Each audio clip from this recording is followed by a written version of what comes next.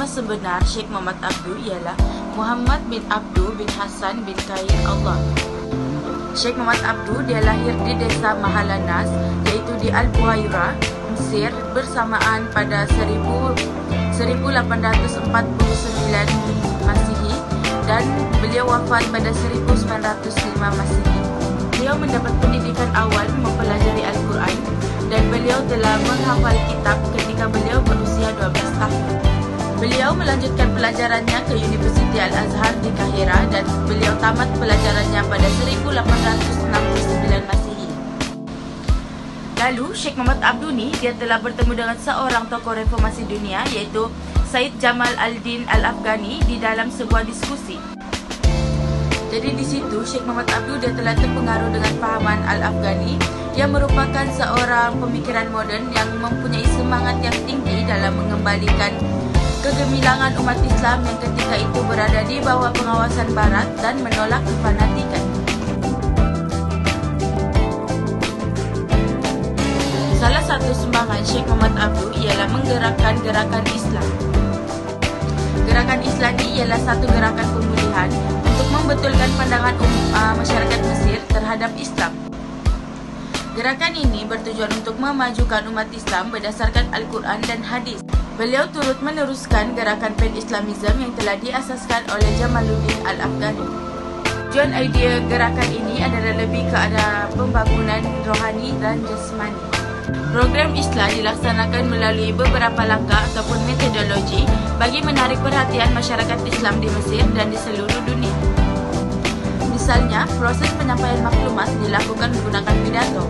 Sebagai contoh, pidato digunakan di Universiti Al-Azhar bagi menjelaskan idea Pan-Islamisme. Bukan itu sahaja, idea gerakan Islami turut disampaikan di masjid-masjid, iaitu antaranya di Masjid Al-Husaini di Mesir. Selain itu, media massa ini dia menjadi satu platform untuk menyampaikan idea Islam ini melalui media cetak seperti majalah, iaitu majalah Al-Urwatul Wuthqa. Selain itu, salah satu sumbangan besar yang Syekh Muhammad Abduh lakukan untuk menggerakkan gerakan nasionalisme di Mesir ialah melalui gerakan reformasi Al-Azhar. Semasa era Syekh Muhammad Abduh, mereka mempunyai dua sistem pendidikan yang berlainan matlamat. Bagi sistem pendidikan tradisional, mereka memfokuskan kepada ilmu-ilmu keagamaan golongan konservatif. Bagi sistem pendidikan moden pula, mereka mengambil contoh dari Barat, iaitu Muhammad Ali Pasha. Lalu, Syekh Muhammad Abduh ni dia melihat bahaya akan timbul terhadap dualisme dalam sistem pendidikan. Akibatnya, sistem pendidikan tradisional akan melahirkan ulama yang tidak berpengetahuan tentang ilmu moden. Manakala, sekolah kerajaan yang moden akan melahirkan lulusan yang kurang ilmu agama. Berikutan perbezaan yang wujud semasa beliau menjadi pensyarah di Dar Al-Ulum dan Universiti Al-Azhar, beliau berani untuk melakukan perubahan-perubahan radikal. Caranya adalah dengan menambahkan ilmu-ilmu moden di dalam Universiti Al-Azhar, di samping menambahkan ilmu-ilmu agama di sekolah-sekolah kerajaan agar dapat merapatkan jurang perbezaan terhadap kedua-dua pendidikan ini. Salah satu sumbangan Syekh Muhammad Abduh dalam gerakan nasionalisme di Mesir adalah dengan menghasilkan karya-karya ilmiah. Hasilan karya ini merupakan gerakan Islam yang paling memberangsangkan. Penulisan beliau lebih memfokuskan terhadap isu-isu gerakan Islam yang telah terbahagi kepada 4. Seperti isu menyucikan Islam daripada amalan dan pengaruh tradisi yang telah mencemarkannya. Isu reformasi dalam pendidikan tinggi, doktrin untuk menuntut umat Islam untuk berfikiran moden, dan akhir sekali, isu untuk melindungi ajaran Islam daripada pengaruh Eropah dan pengaruh agama Kristian. Karya-karya Syekh Muhammad Abduh ialah Risalah At-Tauhid, Tafsir Juz Ammah, dan Tafsir Surah Al-As. Sekali, sumbangan Syekh Muhammad Abduh dalam gerakan nasionalisme di Mesir ialah menyarankan reformasi dalam sistem perundangan.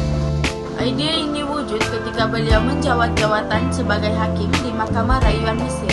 Beliau mendapati bahawa terdapat kepincangan dalam sistem pentadbiran kehakiman.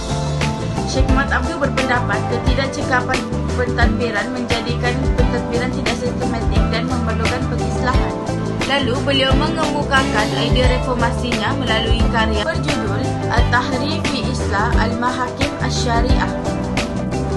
Kesimpulannya, Sheikh Muhammad Abduh telah berjaya membawa perubahan dan berjaya mempengaruhi pemikiran rakyat Mesir untuk memerdekakan diri daripada penjajahan Barat.